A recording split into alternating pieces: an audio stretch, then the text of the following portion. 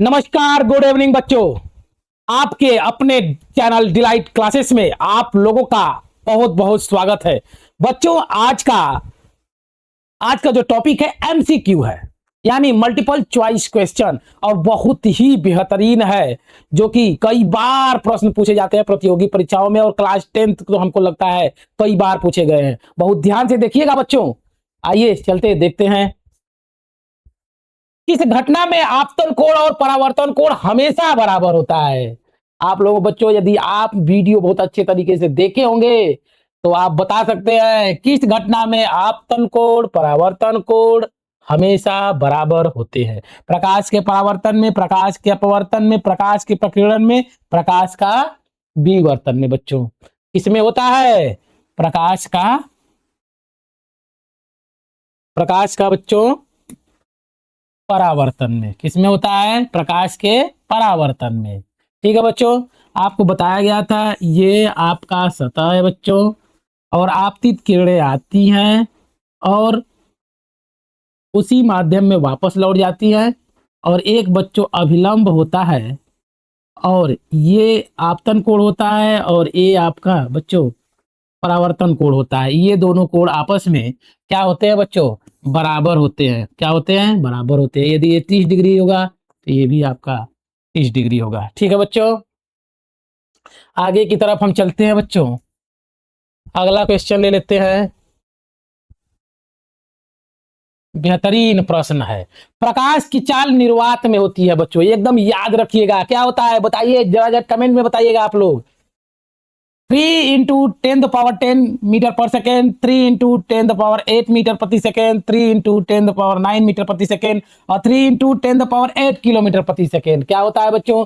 बताइएगा, कमेंट में जरूर बताइएगा क्या होगा। आपका उत्तर बी सही है। बी बी बी सही है। बी 3 इंटू 10 मीटर पर सेकेंड। ठीक है, निर्वात में होता है बच्चों। आगे चलते हैं हम। आगे चलते हैं बच्चों, ध्यान से देखिएगा। एक उत्तल दर्पण ऐसा प्रतिबिंब बनाता है जो हमेशा कैसा होता है बच्चों? वास्तविक होता है। आभासी छोटा और सीधा होता है। आभासी बड़ा और उल्टा होता है। वास्तविक होता है। कौन सा होता है बच्चों? आप कमेंट में जरूर बताइएगा। ये भी बताइएगा बच्चों कि आप लोग कितना सही आंसर दिया है। ईमानदारी से बताइएगा आपको कितना आया है, कितना समझे हैं। यदि आपको नहीं समझ में आया तो पिछली वीडियो जरूर देख लीजिएगा बच्चों। कौन सा होता है? कौन सा होता है बच्चों? बी आंसर आपका सही है। आभासी छोटा और सीधा होता है बच्चों। आपको बताया गया था ये आपका बच्चों, ये आपका उत्तल दर्पण है।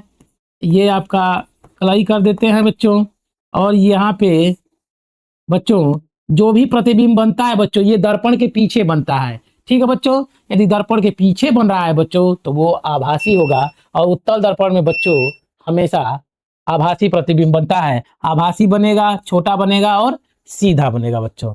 ठीक है, आगे चलते हैं। निम्न में से वास्तविक प्रतिबिंब बनाने में प्रयोग में लाया जा सकता है। निम्न में वास्तविक प्रतिबिंब बनाने में प्रयोग में लाया जा सकता है। एकमात्र अवतल दर्पण, एकमात्र समतल दर्पण, एकमात्र अवतल दर्पण, उत्तल और अवतल दर्पण दोनों। बेटा, वास्तविक प्रतिबिंब के लिए बच्चों एकमात्र अवतल दर्पण का प्रयोग करते हैं। ये दिमाग में रख लीजिएगा बच्चों कि अवतल दर्पण वास्तविक प्रतिबिंब बनाता है, उल्टा बनाता है, और छोटा बड़ा बराबर तीनों बनाता है। आगे चलते हैं बच्चों। एक दर्पण द्वारा प्रकाश के मार्ग की दिशा में परिवर्तन को कहा जाता है। एक दर्पण द्वारा प्रकाश के मार्ग के दिशा में परिवर्तन को कहा जाता है बच्चों परावर्तन, अपवर्तन, विवर्तन की परिवर्तन। दिशा में कौन परिवर्तन होता है? किसमें? परावर्तन में। परावर्तन, कोई किरण आती है, एंगल बनाते हुए वापस चली जाती है बच्चों, परावर्तन। अगला चलते हैं। पीछे की गाड़ी को देखने के लिए चालक कौन से दर्पण का उपयोग करते हैं या उपयोग करता है बच्चों? अवतल दर्पण, उत्तल दर्पण, समतल दर्पण, उत्तल और अवतल दर्पण दोनों। बताइए बच्चों, पीछे की गाड़ी को देखने के लिए चालक कौन सा दर्पण का उपयोग करता है? आपका उत्तल दर्पण। कौन सा दर्पण बच्चों? उत्तल दर्पण। उत्तल दर्पण का प्रयोग करता है जिसको हम बोलते हैं साइड मिरर, और बच्चों इसको बोलते हैं अपसारी दर्पण। ये क्या करता है, ये साइड व्यू देखता है, साइड व्यू, बड़ा से बड़ा व्यू एक छोटे दर्पण में आपका समा जाता है बच्चों। इसका मतलब ये अपसारी दर्पण भी इसको बोलते हैं और उत्तल दर्पण भी बोलते हैं बेटा, अपसारी दर्पण भी बोलते हैं। ध्यान दीजिएगा, इसको अपसारी दर्पण बोलते हैं क्योंकि ये साइड व्यू को देखता है, साइड व्यू। ठीक है, आगे चलते हैं। प्रकाश सदैव एक में यात्रा करता है, यहाँ पे भरना है, टेढ़े मेढ़े पथ पर, सीधी रेखा, वक्रित पथ, वृत्तीय पथ। ये बहुत इंपॉर्टेंट है बच्चों, किसमें भरता है, इसमें क्या भरेंगे, प्रकाश सदैव एक सीधी रेखा में यात्रा करता है।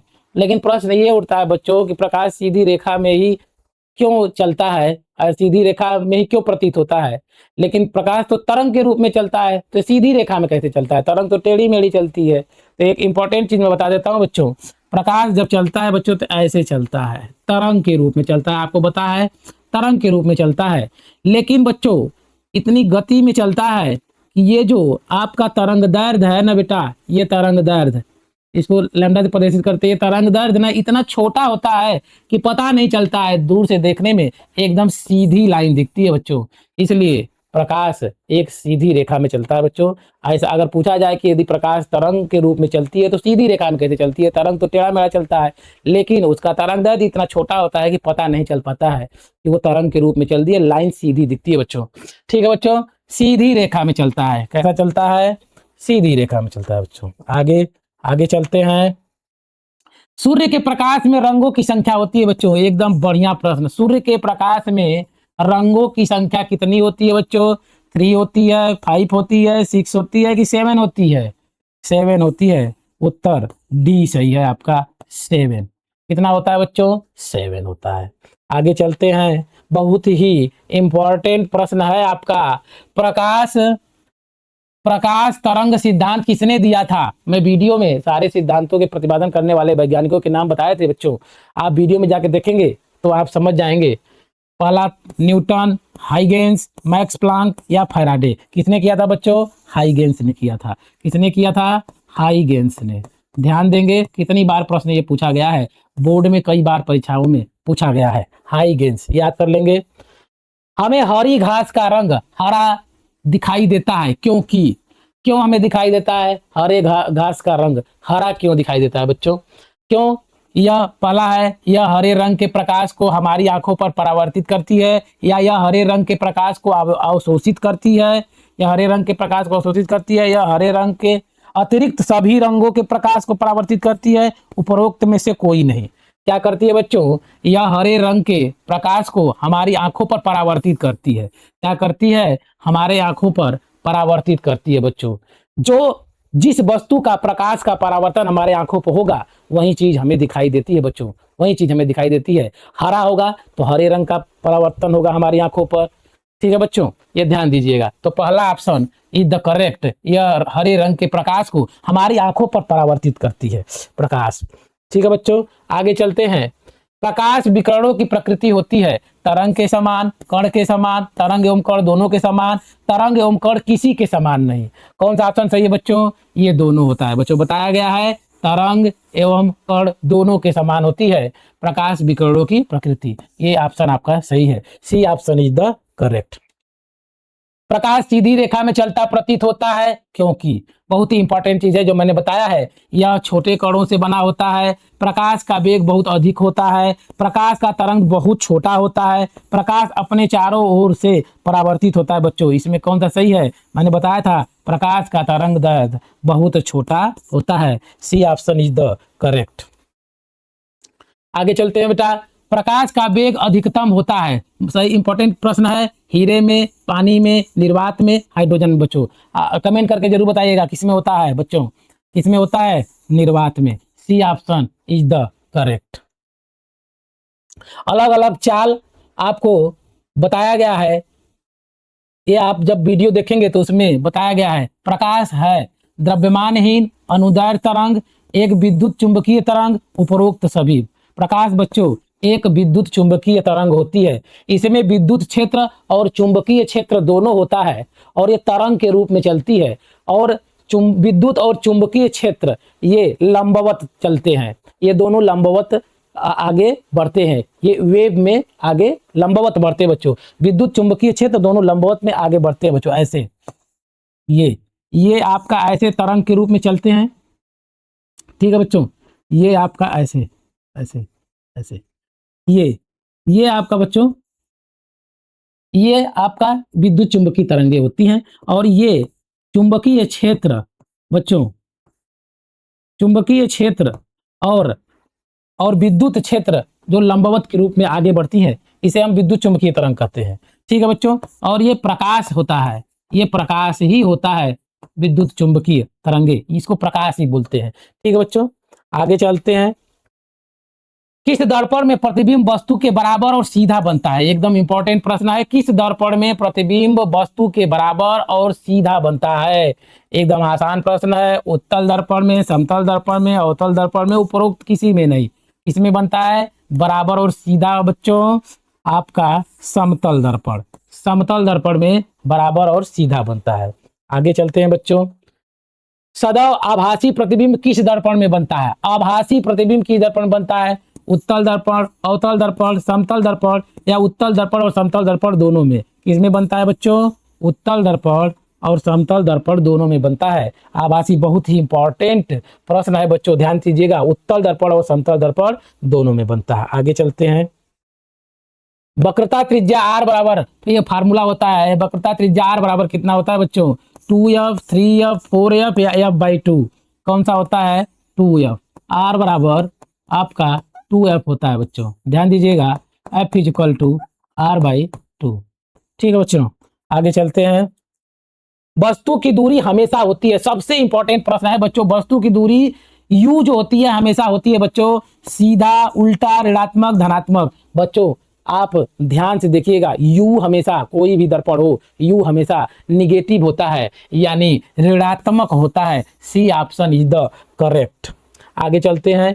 किस दर्पण को अभिसारी दर्पण कहते हैं? बहुत ही बेहतरीन प्रश्न। उत्तल दर्पण को, अवतल दर्पण को, समतल दर्पण को, या बी और सी दोनों को? किसको कहते हैं? अवतल दर्पण को। ये अवतल दर्पण ही होता है जो प्रकाश के किरणों को एक बिंदु पर मिलाता है, ठीक है बच्चों। ये होता है अभिसारी दर्पण। आगे चलते हैं बच्चों। प्रकाश छोटे छोटे कणों से मिलकर बना है, जिसे कहते हैं, क्या कहते हैं? बहुत इंपॉर्टेंट प्रश्न है बेटा ये। एक एक जो प्रश्न है बहुत ही इंपॉर्टेंट है, कई बार परीक्षाओं में पूछा गया है बच्चों। परमाणु, न्यूट्रॉन, पॉजिट्रॉन या फोटॉन? इसको बोलते हैं बच्चों फोटॉन, जो कणों से मिलकर बना होता है बच्चों, कणों से मिलकर बना होता है प्रकाश, कणों से मिलकर बना होता है प्रकाश। इनको, ये एक एनर्जी होती है बच्चों, इसको हम फोटॉन बोलते हैं, दिमाग में रखिएगा। फोटॉन, इन कणों को क्या बोलते हैं? फोटॉन बोलते हैं। आगे चलते हैं बच्चों। किसने सर्वप्रथम यह दिखलाया कि प्रकाश तरंगों का विवर्तन होता है? बहुत ही इंपॉर्टेंट प्रश्न। ऐसा प्रश्न कभी नहीं देखे होंगे बच्चों, आराम से देखिएगा, बढ़िया से देखिएगा। ग्रेमाल्डी होगा, ग्रेमाल्डी होगा बच्चों। ये थोड़ा सा एरर आ रहा है। ग्रेमाल्डी क्या होगा बच्चों? ग्रेमाल्डी होगा, ग्रेमाल्डी या आइंस्टीन, न्यूटन, फोकाल्ट। क्या होता है? उत्तर फर्स्ट, अर्थात फर्स्ट इज द करेक्ट, ग्रेमाल्डी। ध्यान दीजिएगा बच्चों। प्रकाश विद्युत प्रभाव का प्रतिपादन किया, प्रकाश के विद्युत प्रभाव का प्रतिपादन किया, किसने किया? कॉप्टन, मैक्सवेल, आइंस्टीन, न्यूटन। किसने किया बच्चों? आइंस्टीन ने। बहुत ही बेहतरीन प्रश्न है, आप लोग आराम से देखते रहिए। अगर एक बार ना समझ में आए तो आप दोबारा देखिएगा, ठीक है बच्चों। Answer C is the correct. प्रकाश का वेग सर्वप्रथम किसने ज्ञात किया? किसने ज्ञात किया बच्चों? गैलीलियो ने, न्यूटन ने, रोमर ने, माइकलसन ने। किसने ज्ञात किया? रोमर। किसने ज्ञात किया बच्चों? प्रकाश का वेग सर्वप्रथम किसने ज्ञात किया कि निर्वात में कितना होता है? आपका सी इज द करेक्ट ऑप्शन, रोमर। ये आपका लास्ट प्रश्न था बच्चों। नंबर में इधर उधर हो सकता है, लेकिन ये जो प्रश्न दिया गया था प्रकाश और दर्पण से संबंधित बच्चों, बहुत ही बेहतरीन था। यदि पसंद आया हो तो लाइक और कमेंट जरूर कर दीजिएगा, क्योंकि एक लाइक से आप जानते हैं मोटिवेशन मिलता है। इतना मटेरियल तैयार हम लोग करते हैं, बड़ा मेहनत करते हैं, इसलिए एक लाइक कमेंट जरूर कर दीजिएगा। लेकिन एक मोटिवेशन लाइन के साथ हम अंत करेंगे। मुश्किलों में भाग जाना आसान होता है, हर एक पहलू जिंदगी का इम्तिहान होता है। जिंदगी में डरने वालों को कुछ नहीं मिलता, लड़ने वालों के कदमों में सारा जहान होता है। जय हिंद, जय भारत।